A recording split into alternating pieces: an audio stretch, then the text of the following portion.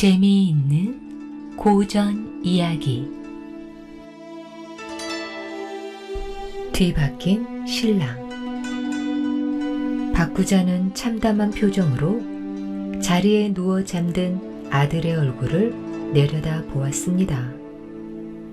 하나밖에 없는 외아들의 얼굴에는 고름이 잔뜩 뺀 종기로 뒤덮여 있어 보기에도 흉측스러웠지요. 혼사날이 며칠 남지 않았는데 아들의 얼굴에 난 종기는 없어지기는커녕 외려 자고 나면 하나 둘씩 늘어나기만 했습니다. 박부자는 깊은 한숨을 내쉬었지요. 어려서부터 영특하고 글재주가 뛰어났던 아들의 몸에 이런 천연 같은 나병이 생긴 것은 장가갈 나이가 된 17살이 되면서였습니다. 이제 아들의 나이 19살. 처음에는 가슴 근처에서 발병한 나균이 이제는 전신으로 퍼져 그 증세가 얼굴에까지 나타났습니다. 용하다는 의원은 모두 다 데려다 치료를 받아보고 좋다는 약은 백방으로 구해 먹여봤으나 아들의 병세는 호전될 기미를 보이지 않고 날로 나빠져만 갔지요. 박부자의 아들이 몹쓸병에 걸렸다는 소문은 인근 마을에까지 쫙 퍼졌고 그런 까닭에 어느 누구도 박부자와 사돈을 맺으러 들지 않았습니다. 박부자는 자신에 대해서 후손이 끊어질 것을 생각하면 밤에 잠도 오지 않고 밥 생각도 나지 않았지요. 아들의 병이 위중하여 언제 어느 때 세상을 뜰지 모르는 판국에 그 안에 혼인을 시켜 어떻게든지 후손을 보아야겠는데 도무지 박부자의 아들에게 시집을 올 처녀가 없으니 그야말로 난감할 뿐이었습니다. 그도 그럴 것이 아무리 박부자의 재산이 많다 해도 어느 누가 고이 기른 딸을 나병 환자에게 시집 보내려 하겠습니까? 박부자는 인근에서는 며느리를 구할 수 없다는 것을 깨닫고 아주 먼 마을로 매파를 보내 마침내 송시성을 가진 처녀와 혼인 날짜를 잡았습니다. 그런데 혼인 날짜가 일주일도 채 안 남았는데 아들의 얼굴이 저렇게 종기로 짓물러져 있으니 혼사를 치를 수 있을지조차 염려스러웠지요. 박부자는 아들의 방을 나와 마당에 서서 하늘을 바라보았습니다. 산자락을 타고 내려온 소슬바람에 목덜미에 좁쌀만한 소름이 돋았지요. 이를 어찌한단 말인가? 만약 그 집에서 이 사실을 알게 된다면 혼사는 여지없이 깨어지고 말 테인데. 혼례식 날 아들의 얼굴을 가릴 방법을 밤낮으로 아내와 상의해도 뾰족한 방도는 떠오르지 않았고 결국은 속이 탄 박부자의 술추렴으로 매번 끝이 났습니다. 박부자가 마당에서 하늘을 우러러 보며 탄식을 하고 있는데 안채문이 열리더니 하인을 따라 박부자의 중마 고우인 김상수의 아들 상아가 들어왔습니다. 상아는 박부자의 아들과 연배로 키가 훤칠하고 잘생긴 미남이었지요. 박부자를 따라 방으로 들어간 상아는 큰절을 올린 다음 무릎을 꿇고 앉았습니다. 그래, 이 밤중에 무슨 일이냐? 집에 무슨 일이라도 생긴 게냐? 박부자의 걱정스러운 말에 상아가 머뭇거리며 대답했지요. 늦은 밤에 실례인 줄 아오나 하도 일이 급하게 되었어요. 그래, 무슨 일이더냐? 박부자는 일이 급하게 되었다는 상아의 말을 들으며 내심 평소 노름을 즐기는 친구 김상수가 멋저번에도 밤늦게 자기를 찾아와 노름빛을 갚기 위해 돈을 꾸어간 일을 떠올렸습니다.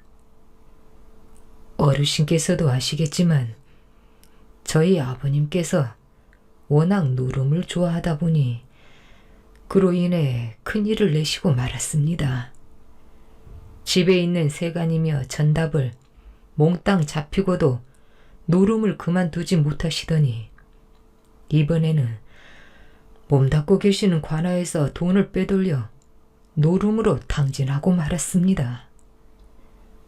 박 부자는 묵묵히 입을 다물고만 있었지요. 세간이나 전답은 상관없지만 나라 돈을 빼돌렸으니 그 이 일이 발각이라도 되는 날에는 아버지는 물론이거니와 저희 식구들의 목숨도 위태롭게 생겼습니다. 상아는 박 부자를 향해 간절한 어조로 말했지요. 그래서 염치불구하고 이렇게 어르신을 찾아뵙게 되었습니다. 면목 없는 부탁인 줄은 알지만 부디 저희를 살려주신다 생각하시고 돈을 좀 번통하여 주십시오. 제가 무슨 일이 있어도 꼭 갚아드리겠습니다. 상아의 말을 듣고 있는 동안 박 부자는 한 가지 꾀를 내었습니다. 얼마면 되겠는가? 박 부자의 말에 상아는 얼굴에 희색을 띠며 대답했지요. 3,000냥이 옵니다, 어르신. 그렇다면 내게도 청이 하나 있네. 들어주겠는가? 죽은 목숨을 살려주시는데 무슨 청인들 못 들어드리겠습니까? 말씀하십시오, 어르신. 박 부자는 상아를 지그시 바라보며 입을 열었습니다. 내 아들 대신 혼례를 좀 치러주게. 사흘만 신랑 행세를 하여 며느리를 우리 집에 데려다만 주면 되네. 그 다음 일은 내가 알아서 처리할 테니 아무 걱정 안 해도 될 것이야. 상아는 흠칫 놀랐지만 곰곰이 생각해 보니 박 부자의 청을 거절하기에는 자신의 처지가 너무 다급했습니다. 그럼 신방은 어떻게 차린다 말씀이십니까? 혼례를 치른 후 갑자기 몸이 아프다고 핑계를 대면 될 걸세. 상아는 박 부자의 빈틈없는 계책에 혀를 내두를 만큼 놀라워하면서도 병든 자식을 둔 부모의 마음을 얼추 헤아릴 수 있을 것 같아 하늘 수 없이 승낙을 하고 말았습니다. 다음 날부터 모든 일은 박 부자의 계획에 따라 일사천리로 진행되었지요. 혼례는 당연히 상아가 대신 치렀고 신부집에 머무른 사흘 동안 몸이 아프다는 핑계로 신부와 합방하지 않고 박 부자의 며느리를 처녀의 몸으로 데려올 수 있었습니다. 상아는 박 부자의 집에 도착하자마자 신부에게 한마디 말도 없이 서둘러 집으로 돌아갔고 모든 사실을 알게 된 박 부자의 며느리는 하룻밤을 뜬 눈으로 꼬박 세우고 새벽 무렵 본가로 돌아가 버렸습니다. 박 부자는 다시 근심에 쌓여 아예 몸져 눕고 말았지요. 그러나 일은 그것으로 끝나지 않았습니다. 한때 박 부자의 며느리로 들어왔던 송씨 처녀 집에서는 이미 혼례를 치른 딸을 다른 곳으로 시집 보낼 수 없다며 박 부자에게 혼례를 치른 신랑을 찾아달라고 성화를 부렸습니다. 박 부자의 집 이야기는 삽시간에 온 동네에 소문이 퍼졌고 박 부자의 친구인 김상수의 귀에도 들어갔지요. 김상수는 잘못하다가는 아들 상아가 위장 결혼한 죄로 옥살이를 할지 모른다는 생각에 식구들을 모아놓고 의논했습니다. 그러나 전후 사정을 두고 볼 때 방법은 하나밖에 없었습니다. 비록 상아가 박 부자의 부탁으로 대신 혼례를 치렀다 하더라도 일단 혼례를 치른 이상 모른다고 발뺌할 수 없는 노릇이었지요. 김상수는 한동안 고민에 빠져 있다가 아들 상하에게 말했습니다. 어쩔 수 없다. 내가 그리 싫지만 않다면 혼례를 치른 그 처자를 집에 데려와 살도록 해라. 알겠습니다. 상하는 지금 처한 상황이 그럴 수밖에 없긴 했지만 혼례를 치른 처자가 그리 싫은 것은 아니어서 흔쾌히 대답했지요. 그런데 아버님, 곁에서 두 사람의 얘기를 듣고 있던 상하의 여동생 연하가 조심스럽게 입을 열었습니다. 두 사람의 시선이 자연스럽게 연하에게로 옮겨갔지요. 연하는 근심스러운 표정으로 아버지에게 말했습니다. 아버님의 말씀대로 하신다면 박부자 어른이 너무 가엾지 않습니까? 병든 자식이나마 후대를 생각해서 그리한 것인데 이제 오라버니가 혼례를 치른 송시댁 처자를 집으로 데려온다면 박부자 어른에게 남는 것이 무엇이겠습니까? 연하의 말을 듣고 보니 김상수 또한 친구에게 못할 짓 하는 것 같아 기분이 언짢았습니다. 그렇다면 무슨 다른 방도라도 있는 게냐? 아버지의 물음에 연하는 또렷한 목소리로 대답했습니다. 제가 박부자 어른 댁에 며느리로 가겠습니다. 김상수와 상하는 동시에 놀란 표정으로 연하를 쳐다보았지요.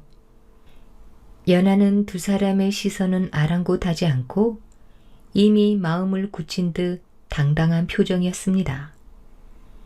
처음에는 안 될 일이라고 펄쩍 뛰던 김상수는 연하의 끈질긴 설득과 고집에 조금씩 마음이 기울어져 갔습니다. 아들 상하는 그에 대해 아무 말도 하지 못하고 가만히 앉아만 있었지요. 박부자와 중마고우인 김상수 자신도 생각해보니 박부자에게 해준 것이라곤 무엇 하나 내세울 만한 게 없었습니다. 언제나 노름빛을 꾸었다 썼을 뿐 박부자의 아들이 나병에 걸렸다는 소식을 접하고도 변변한 약재 한번 가져다 준 적이 없었던 거지요. 김상수는 새벽녘까지 노심초사하다가 결국 연하의 말대로 하기로 결정하였습니다. 연하의 뜻도 뜻이려니와 박부자를 위해 친구로서 자신이 할 수 있는 가장 큰 우정의 답례이기도 했지요. 그렇게 해서 연하는 박부자의 아들과 혼례를 치르게 되었습니다. 박부자는 김상수와 모든 사실을 알고 있으면서도 하나뿐인 딸 연하를 며느리로 준 것이 너무나 고마웠고 며느리인 연하에 대해서도 눈물 겹도록 고마워했습니다. 혼례를 치른 다음 날부터 연하는 혼자 남편의 병수발을 들었습니다. 하인들조차 들어가기 꺼려하는 남편의 방에서 같이 먹고 자면서 온갖 굳은 일을 도맡아 했지요. 남편의 전신에 번진 종기에서 피고름을 닦아내고 목욕을 시켰으며 냄새나는 빨래도 서슴지 않고 혼자 해냈습니다. 그러나 한 해가 가고 두 해가 가도록 남편의 병세는 호전될 기미를 보이지 않았습니다. 갈수록 종기는 커져만 갔고 얼굴에 난 종기가 입술에까지 번져 그나마 간신히 하던 말도 이제는 할 수 없게 되었지요. 그 무렵 연하는 조금씩 지쳐갔습니다. 시아버지인 박부자의 사랑과 자애가 극진했지만 시어머니는 또 달랐습니다. 처음에는 딸처럼 잘해주더니 해가 바뀔수록 손자 타령을 하며 그것을 병든 아들보다는 며느리 탓으로 돌리기 일쑤였지요. 또한 병든 남편을 건사하는 일은 보통 사람이 혼자 몸으로 할 수 있는 일이 아니었습니다. 게다가 집안일까지 신경을 써야 하니 연하의 몸은 갈수록 야위어만 갔습니다. 연하가 시집 온 지 3년째 되던 가을 어느 날이었지요. 고된 하루를 보내고 방으로 들어온 연하는 불을 끄고 자리에 누웠습니다.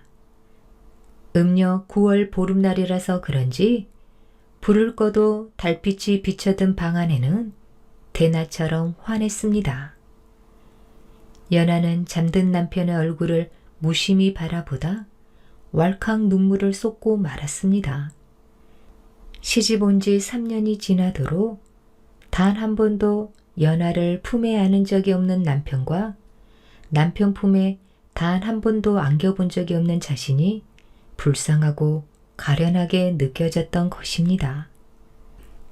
연하의 볼을 타고 흐르던 눈물은 금세 베개를 흥건히 적셨습니다. 연하는 자리에서 일어나 남편의 얼굴을 가만히 만져보았지요. 남편의 얼굴은 이제 사람의 형성으로 보이지 않을 만큼 온통 종기로 뒤덮여 있었습니다. 불쌍한 사람. 상아는 더 이상 살아갈 의미가 없다고 느꼈습니다. 남편 또한 언제 죽을지 모를 운명이었고 이제 그만 고된 삶을 끝내고 싶었지요. 연하는 장롱 속에서 비상을 꺼내 대접에다 털어놓고 물을 부었습니다. 그것은 시집 올 때 만일을 위해 준비해온 것입니다. 연하는 일어서서 부모님이 계신 곳을 향해 마지막으로 큰절을 올렸습니다. 자식된 도리를 다하지 못하고 부모님 가슴에 지울 수 없는 상처를 남긴다고 생각하니 연하는 서름이 복받쳐 절을 한 상태에서 일어서지 못하고 한동안 소리 없이 흐느껴 울었지요. 그런데 그 순간 연하의 남편은 잠결에 목이 말랐던지 머리맡에 놓인 자릿기를 찾다가 대접이 손에 닿자 그 물을 벌컥벌컥 단숨에 들이켜 버렸습니다. 흐느끼던 연하는 남편이 물 마시는 소리에 놀라 얼른 대접을 빼앗으려 하였으나 남편은 대접의 물을 한 방울도 남기지 않고 모두 마신 뒤였습니다. 여보! 연하는 갑작스레 벌어진 일에 놀라 저절로 손으로 입을 가렸습니다. 남편은 갈증이 심했던지 연하에게 물을 더 달라고 손짓을 했지요. 연하는 놀란 가슴을 가까스로 가라앉히고 주전자를 들어 대접에 물을 따라 주었습니다. 그런데 물을 마시던 남편은 갑자기 물을 방바닥에 쏟아 부으며 좀 전에 자신이 마셨던 물을 달라는 신용을 했습니다. 연하가 자꾸만 주전자에 물을 따르자 남편은 화를 내며 대접을 집어 던져버렸지요. 대접은 벽에 부딪혀 산산조각이 났고 놀란 연하의 비명이 뒤를 이었습니다. 안방에서 그 소리를 들은 박 부자가 황급히 달려와 방문을 열었지요. 무슨 일이냐? 연하는 말을 잃고 멍청이 서 있었습니다. 박 부자는 아들이 물을 달라는 신용을 금방 알아차리곤 하인을 시켜 냉수를 가져오게 했지요. 그러나 물맛을 본 아들은 자꾸만 물을 방바닥에 쏟아 부으며 그 물이 아니라는 신용만 했습니다. 몇 번이고 그 일이 반복되자 박 부자는 무슨 사연이 있음을 눈치채고 연하에게 자초지종을 물었지요. 연하는 눈물을 쏟으며 그 밤에 일어난 일을 시아버지 앞에 낱낱이 고했습니다. 그 말을 들은 박 부자의 눈시울도 촉촉히 젖어들었습니다. 어린 것이 얼마나 마음고생이 심했으면 죽을 마음을 먹었을꼬. 며느리의 말을 듣자니 박 부자의 마음도 찢어질 듯 아팠지요.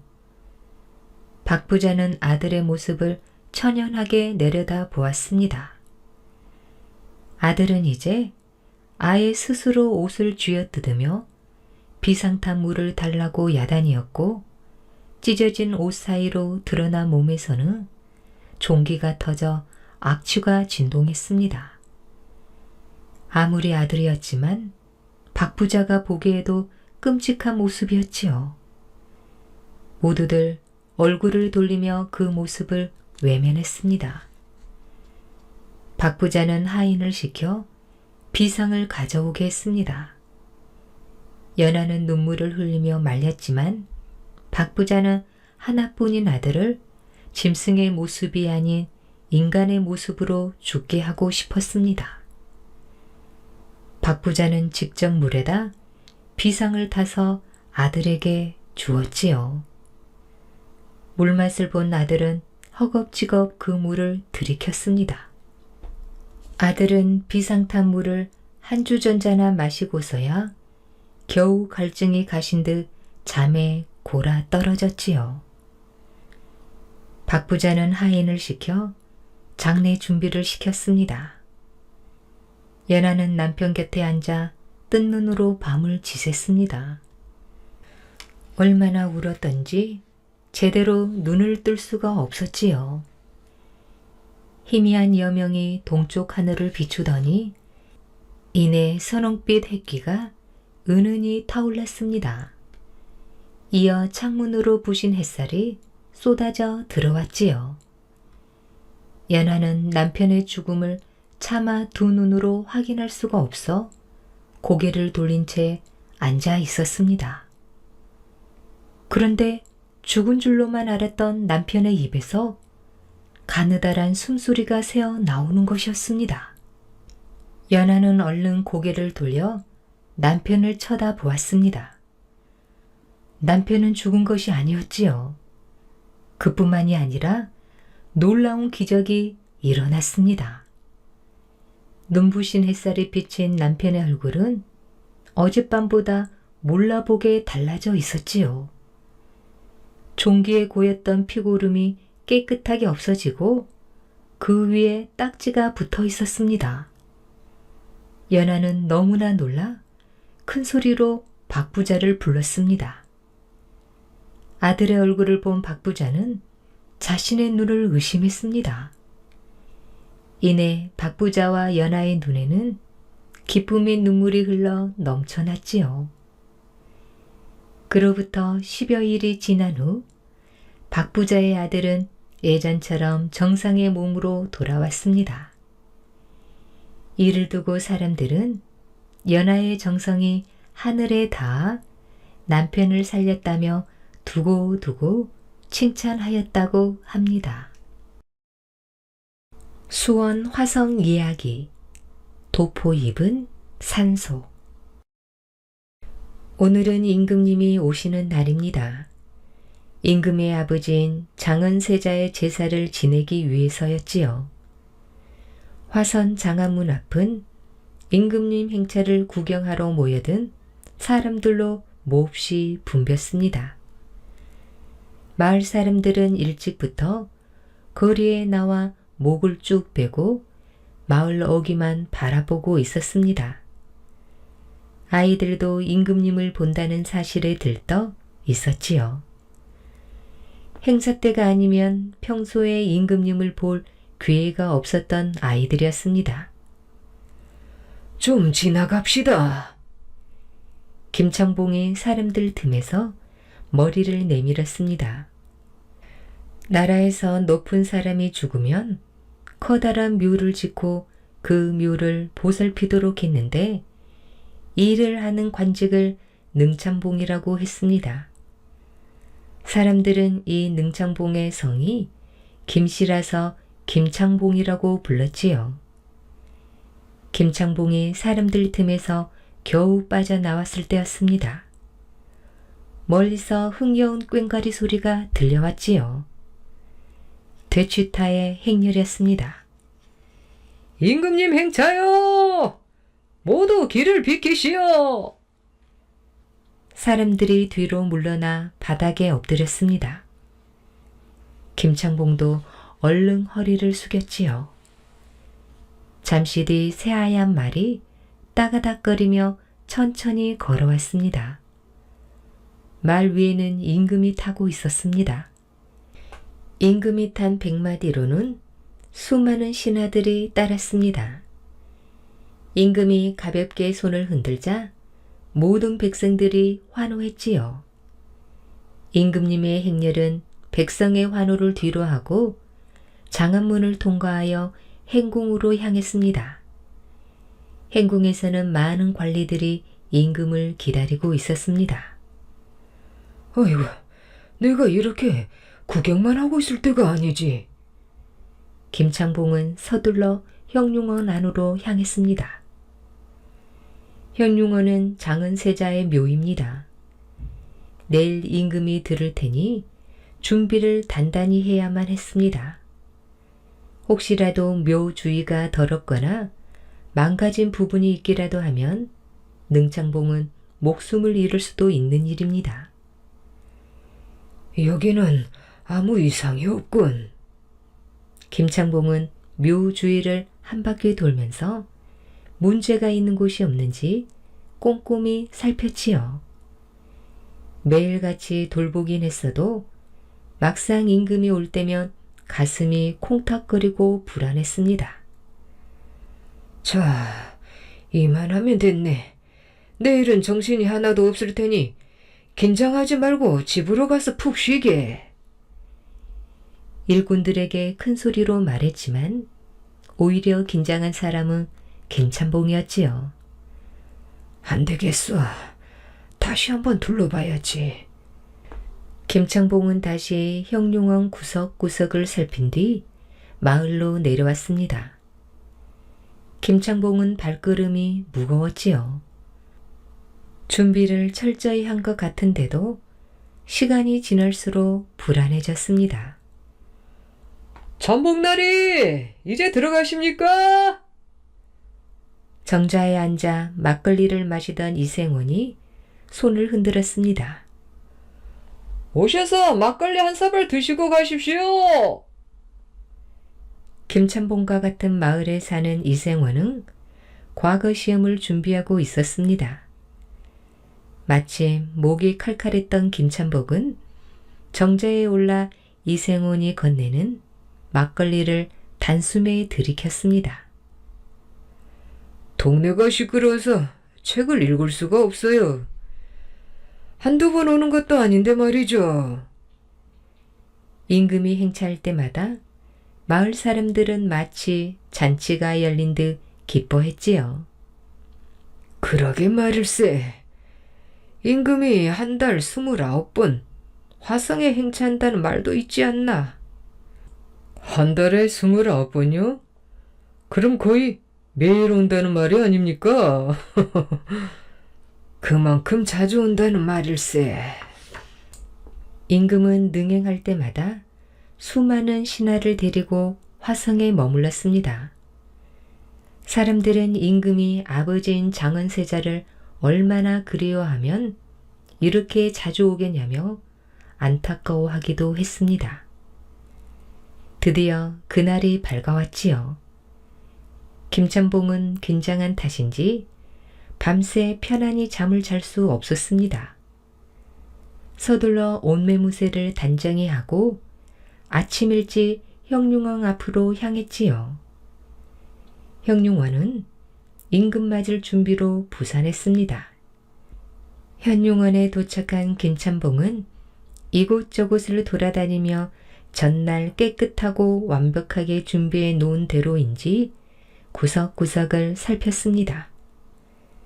김창봉이 마지막 점검을 마쳤을 때 마침 임금의 행렬이 형룡원에 도착했습니다. 김창봉과 신하들은 두 손을 모으고 허리를 굽힌 채 임금을 맞이했습니다. 수고가 많네. 어려운 일은 없는가? 임금의 나지막한 목소리에 김찬봉이 고개를 들었지요. 네, 전하. 김찬봉의 목소리가 살며시 떨렸습니다. 임금은 능 주위를 휘둘러 본 뒤 아버지 장은세자의 묘 앞에 향을 피우고 절을 올렸습니다. 아침마다 찾아와 요란하게 우짖던 새들도, 나뭇잎 사이로 누우며 능을 깨우던 바람도 임금의 마음을 아는지 고요했지요. 신하들도 모두 숙연한 마음으로 임금의 뒤쪽에 고개를 숙이고 서 있었습니다.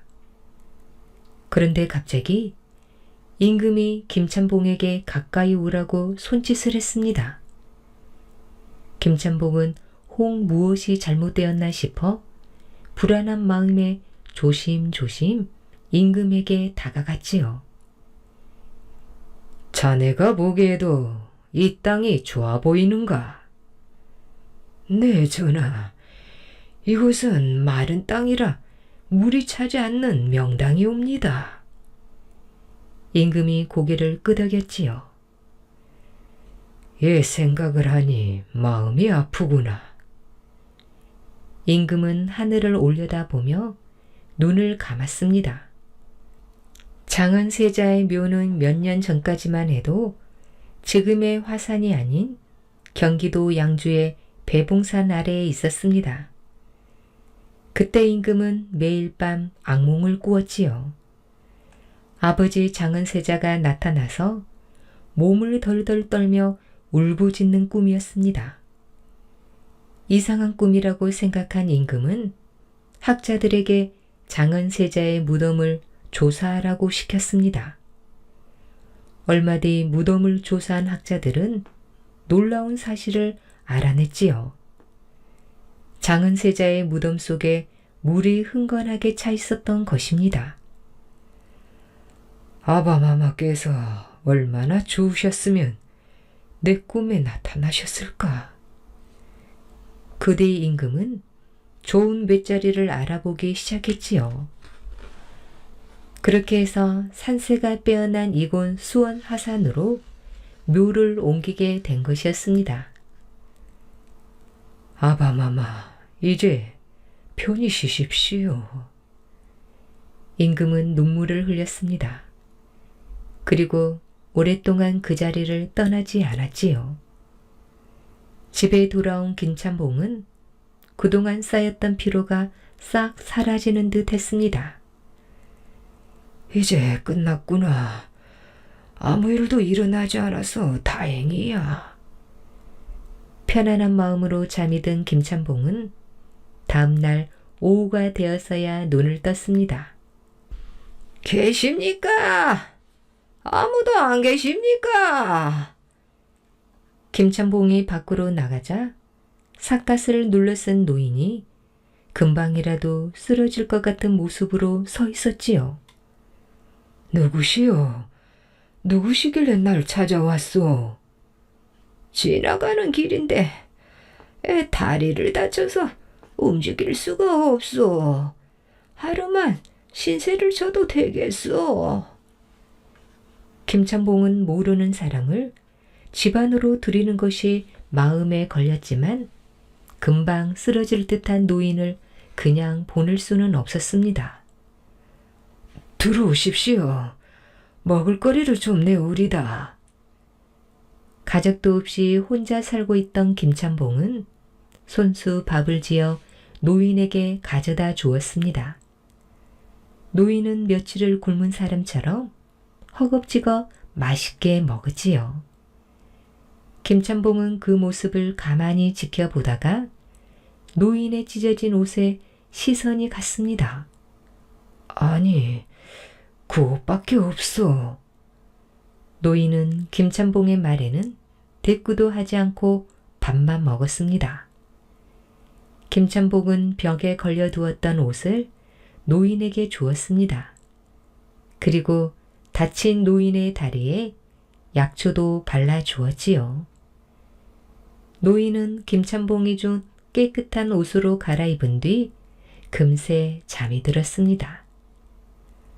다음 날 아침 김찬봉이 형용원을 돌아보고 집에 와보니 노인은 떠날 채비를 하고 있었지요. 잘 쉬었어. 이 신세를 어떻게 갚아야 할지 모르겠소.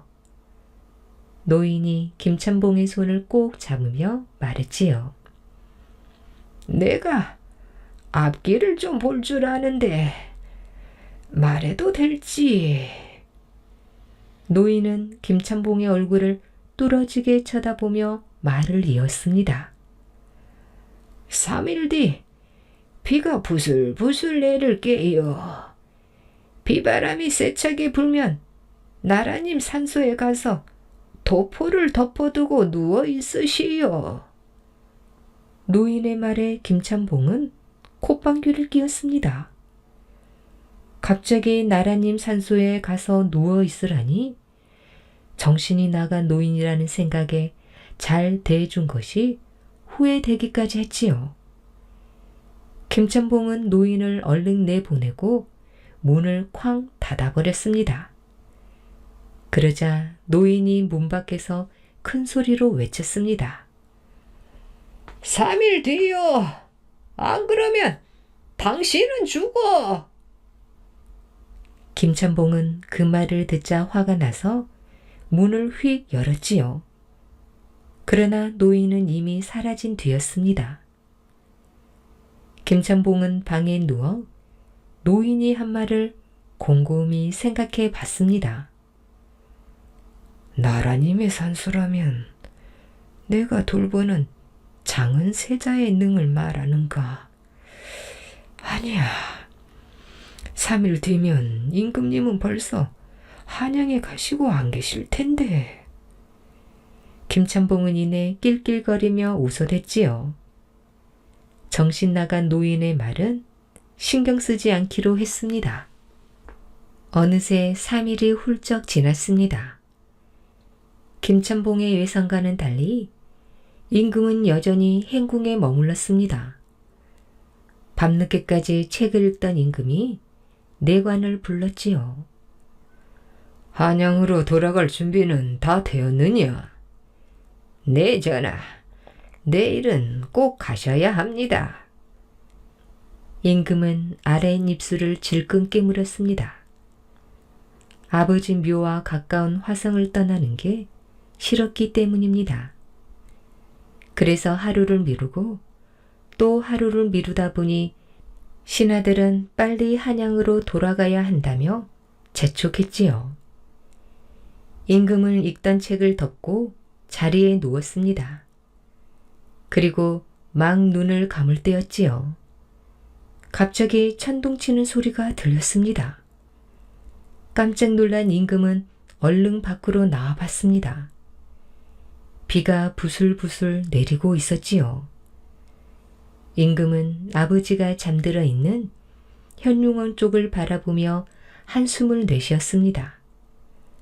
다시 자리에 누웠지만 잠이 오지 않았습니다. 빗줄기는 점점 거세지고 천둥 소리도 잦았습니다. 임금은 배봉산에 묘가 있을 때를 떠올렸습니다. 아무 일도 없겠지. 또 묘에 물이 차면 어찌한단 말인가.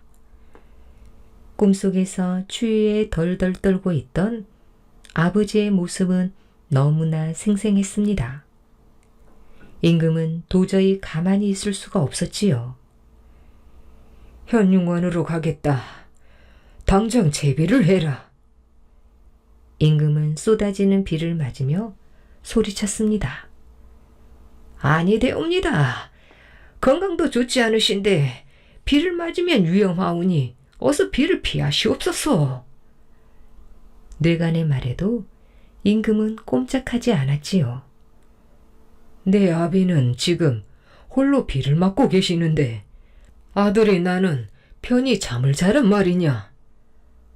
아바마의 능에 무슨 일이라도 생기면 어쩌란 말이냐. 전하, 형룡원은 능창봉이 잘 지키고 있을 테이니 걱정하지 마시옵소서.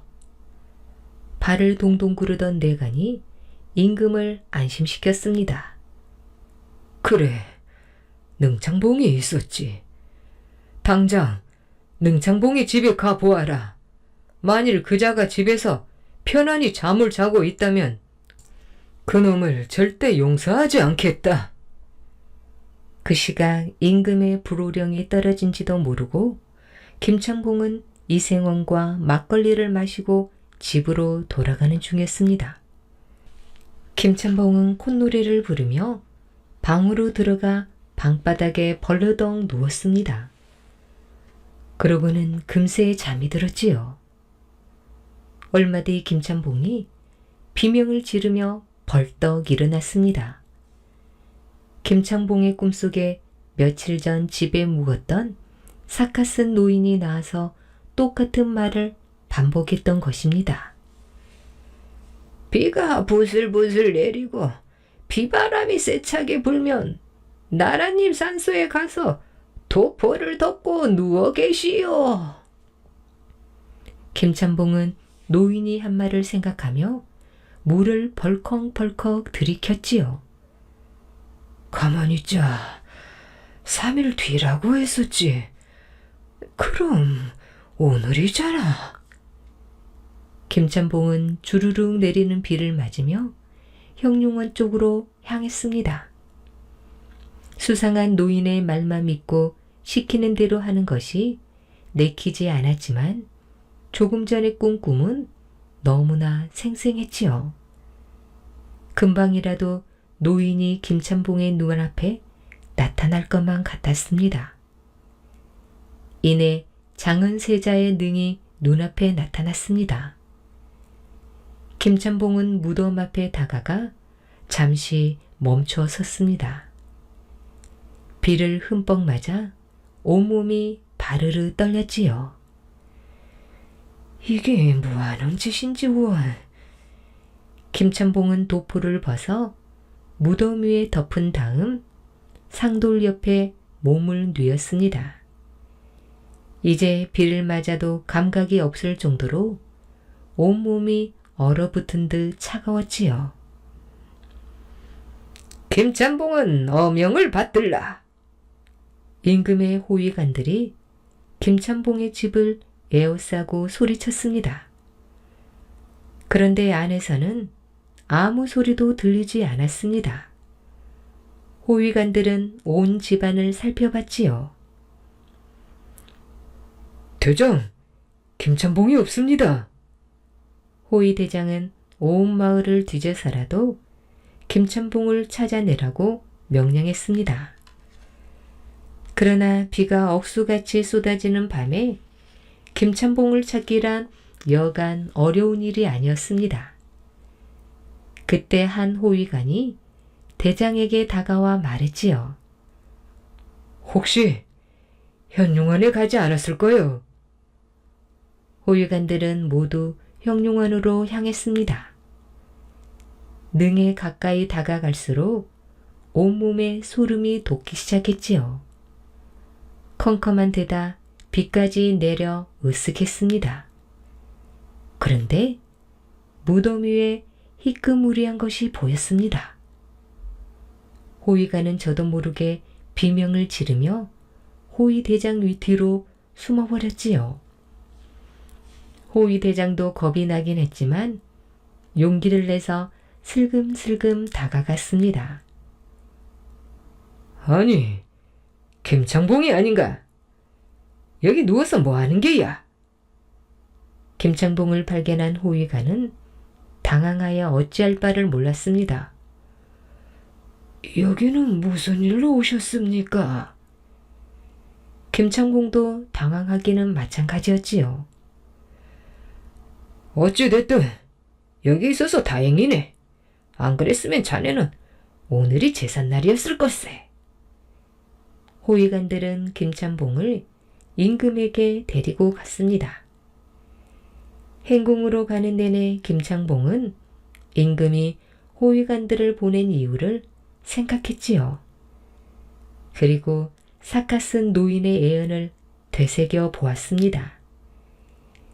이런저런 생각으로 행궁까지 가는 길이 짧게만 느껴졌습니다. 임금 앞에 선 김창봉은 물에 빠진 생쥐 같았습니다. 바르르 떨고 있는 김찬봉에게 임금이 물었지요. 그 시각에 빗줄기를 온몸으로 맞으며 산소에 누워 있었던 이유가 무엇이냐? 대답해라. 도포를 산소에 덮어둔 이유는 무엇이냐? 네, 전하. 저는 장원세자의 능을 지키는 능창봉으로서 장원세자께서 비를 맞고 계신데 신하인 제가 감히 편히 누워 잘 수는 없었습니다. 그래서 제 도포로 장원세자의 능을 덮어 비를 맞게 하고 그 옆에서 잠들려 했습니다. 임금은 김찬봉에게 다가가 그의 손을 부여 잡았습니다. 꼭 잡은 두 손 위로 눈물이 뚝 떨어졌지요. 임금은 자신도 하지 못한 효를 하급 관리인 능창봉이 대신해 주는 것만 같아 고마운 마음이 들었습니다. 임금은 내일 다시 화성으로 오라는 말을 하고는 김창봉을 집으로 돌려보냈습니다. 집으로 돌아가는 내내 김창봉은 다리가 후들거려 잘 걷지도 못할 지경이었지요. 만일 노인의 말을 듣지 않고 집에 있었다면 어떻게 되었을까 상상만 해도 끔찍했습니다. 다음날 김창봉은 행궁으로 임금을 찾아갔습니다. 임금은 한양으로 떠날 채비를 마친 뒤였습니다. 내가 또 올지 모르니 가기 전에 용주사에 들려 아바마마께 인사를 올리고 가려 한다. 내가 같이 가주지 않겠느냐? 임금과 김창봉은 용주사에서 제사를 지내고 절을 올렸습니다. 이것을 받아라. 임금은 김창봉에게 관복 한 벌을 건넸습니다. 이것이 무엇이옵니까, 전하? 내 중심에 감동하여 너를 수원유수로 명하노라. 김창봉은 갑자기 내려진 벼슬에 감격하여 관복을 꼭 껴안고 눈물을 흘렸습니다. 그리고 앞으로 화성과 형룡원을 더욱 소중히 돌아보겠다고 다짐했지요. 참고로 장원세자는 조선 제21대 왕 영조의 둘째 아들로 영조의 노여움을 사 뒤주에 갇혀 죽었습니다. 죽은 뒤 사도세자라 불렀으나 훗날 아들 정조가 왕위에 오르지 못하고 죽은 아버지에게 장언이라는 이름을 붙이고 1899년에는 장조라는 임금의 칭호도 주었습니다. 남강에 진 아름다운 혼. 흐르는 강물은 길이길이 푸르르니 그대의 꽃다운 혼 어이하니 붉으랴. 아, 강낭콩 꽃보다 더 푸른 그 물결 위에 양귀비 꽃보다도 더 붉은 그 마음 흘러라. 변형로 시인 농계 중에서 이 시는 경남 진주성에 가면 남강을 내려다보며 서 있는 변형로 시비에 새겨져 있는 시입니다. 1593년 6월 말경 진주 남간 축성류에서 외장 계단 위를 껴안고 남강으로 뛰어든 기녀의 이야기는 너무 유명하지요. 임진왜란 때 외인들이 우리의 강토를 짓밟고 자신의 남편과 많은 사람들을 무참히하게 죽인 것에 끓어오르는 분노를 참지 못했던 것입니다. 그래서 한 여인이 복수의 칼을 품었지요. 그래서 농계는 동족을 짓밟는 적장을 진주 남강가로 유인하여 끌어안고 강물에 빠져 순절했습니다. 참으로 우러웠던 여인 농계를 많은 사람들이 추앙하고 있습니다. 이야기로 전해오던 농계의 순국 사실이 문자화된 것은 1620년 무렵 유몽인이 어우야담에 체록하면서부터이지요. 그녀가 순국한 바위에 의암이라는 글자를 새겨 넣은 것도 이 무렵의 일입니다. 장수와 함양 사람들이 전하는 이야기에 따르면 농계의 일생은 그리 순탄하지만은 않았습니다. 농계의 부친은 주달문이고 모친은 밀양 박씨로 학덕이 높은 집안이었으며 13살 때 부친이 별세하여 편모스라에서 자랐습니다. 하지만 농계가 14살 나던 해인 1587년 천하 건달인 숙부가 토호인 김풍원에게 농계를 민며느리로 팔고 행방을 감추었습니다. 이 사실을 안 농계 모녀가 외가인 봉정마을로 피신하였는데 김풍원이 당시 장수 현감인 최경회에게 일을 알려 신문을 받게 하였습니다.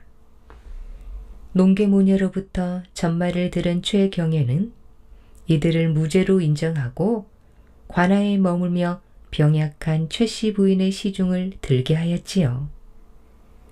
그러던 어느 날 농계의 재주와 아름다운 용모에 감탄한 현감 부인이 최경혜에게 농계를 소실로 맞이할 것을 권유하게 되었지요. 그러고 나서 얼마 지나지 않아 현감 부인은 지병으로 숨을 거두고 말았습니다. 이렇게 해서 농계가 18살이 되던 해 1591년 봄 최경혜와 부부의 인연을 맺고 무장 현감으로 부임하는 최경회를 따라 장수를 떠났습니다. 최경회가 1593년 경상우도 병마 절도사로 승진하여 진주성 싸움에 참가하게 되자 농계도 진주길을 떠났습니다. 그런데 1593년 진주성이 함락되고 최장군 또한 순국하게 되고 말았지요.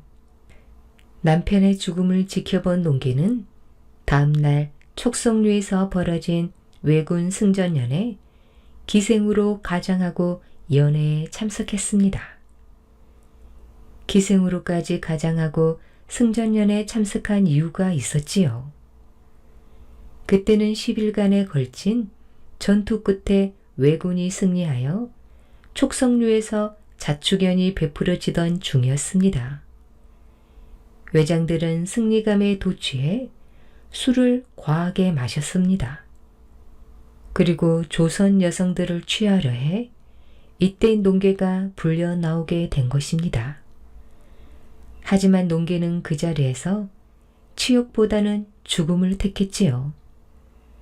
하루 전에 몸을 던진 김천일 장군, 최경혜 장군, 고종우 장군이 눈앞에 선했거든요. 농계는 그들의 애통한 죽음에 대한 보상은 외장을 죽이는 것뿐이라고 믿었습니다. 그래서 술 냄새를 확확 풍기며 슬그머니 허리에 손을 감아오는 외장 계단이를 농계는 촉성류 아래 으슥한 바위로 유인했습니다.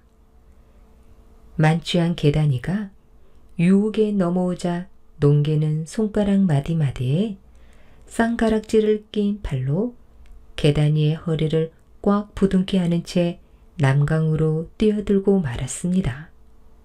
그렇게 외장을 끼안고 남강에 투신 순국한 농계의 나이는 이때 겨우 19살이었습니다.